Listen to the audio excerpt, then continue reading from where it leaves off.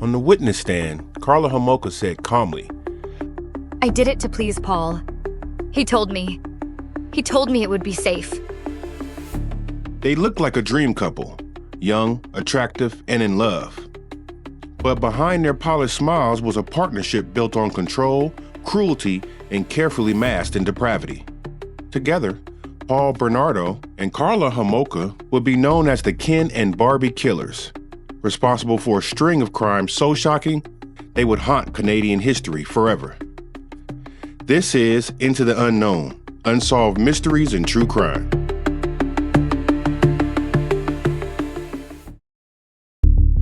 Paul Bernardo was born August 27, 1964, in Scarborough, Ontario.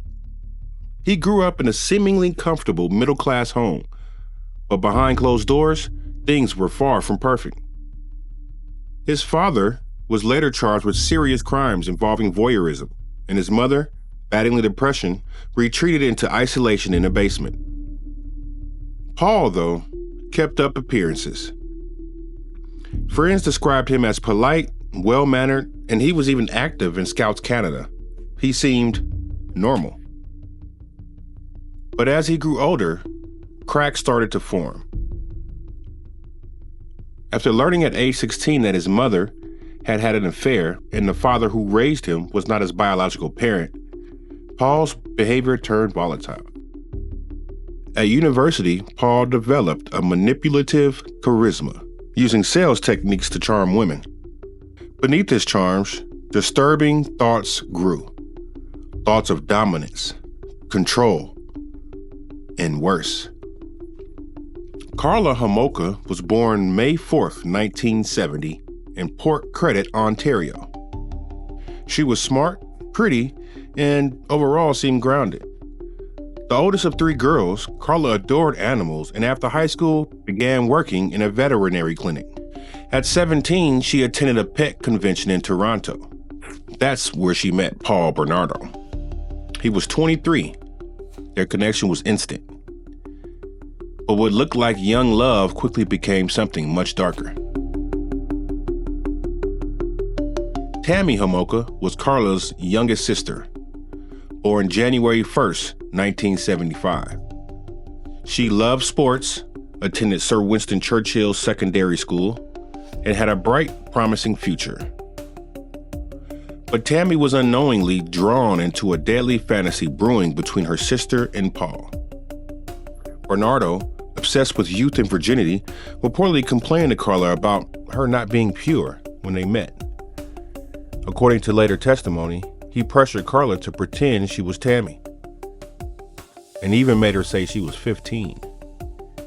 By late 1990, the fantasy wasn't enough anymore. While Paul and Karla's relationship intensified, another shadow loomed over Scarborough. Between 1987 and 1990, a series of brazen assaults targeted young women. Many were followed home late at night from bus stops. The attackers were violent and calculated. The press dubbed him the Scarborough Rapist. Police interviewed several suspects, but the trail always went cold. Paul Bernardo himself was questioned twice, but managed to deflect suspicion. He even voluntarily gave a DNA sample in 1990, but with testing backlogged, the evidence sat unprocessed for over 2 years. Meanwhile, Paul moved on, and his crimes escalated.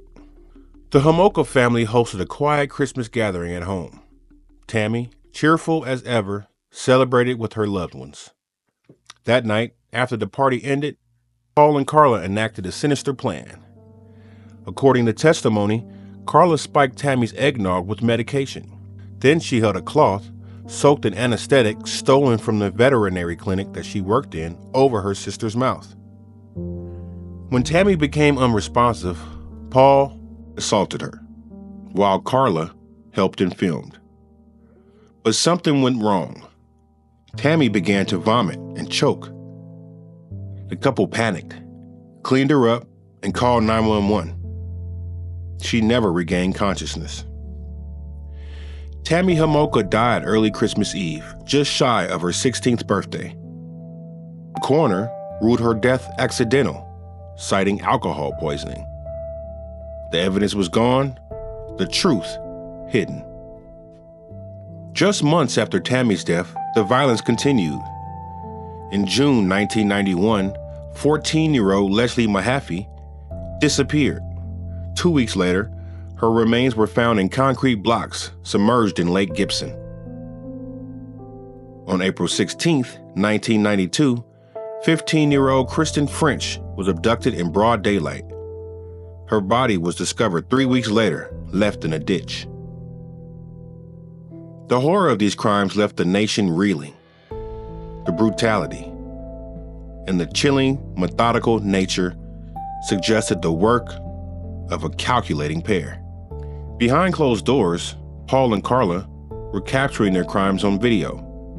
In 1992, Paul and Karla were questioned again by police, this time in connection to the Scarborough rapists and other local investigations.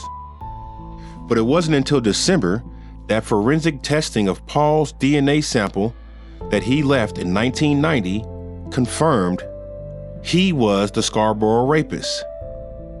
At the same time, Karla's life was unraveling. After enduring an escalating cycle of abuse, she confided in family members and revealed everything. In February of 1993, Karla told police that Paul was responsible for the assaults and that the two of them were involved in the murders of Leslie and Kristen. But Karla didn't come forward without a price. In exchange for her testimony, prosecutors offered a controversial plea deal. Shortly after, Paul was arrested, but the full story was still unfolding. Police suspected more, but couldn't prove it. That is, until a lawyer representing Paul turned over a hidden set of videotapes discovered behind a light fixture in their old home. The footage confirmed what Karla had claimed, but also revealed her deeper involvement. She wasn't just a passive observer. In some clips, she actively participated, encouraged, and even directed. By then, Karla had already secured her deal, 12 years in prison in exchange for testimony. The press called it a deal with the devil. Paul Bernardo was convicted of multiple counts of murder and sexual assault. He received a life sentence with no chance of parole for 25 years. His application for parole in 2018 was denied. Karla Homolka was released in 2005 after serving her full sentence. She changed her name, moved several times, married, and started a family. But wherever she went, controversy followed. Reports emerged that she was volunteering at schools and community events, prompting public outcry and national headlines. To many, Karla's freedom felt like justice denied. The tapes showed her not as a victim, but as an equal participant in the crimes. While she hasn't reoffended, her case remains one of the most debated in Canadian criminal history. Paul Bernardo and Karla Homolka were not monsters in masks. They were polite, charming, and attractive. They blended in. And that's what makes this story so terrifying, because sometimes evil hides in plain sight. This is Into the Unknown, Unsolved Mysteries and True Crime. Thanks for watching.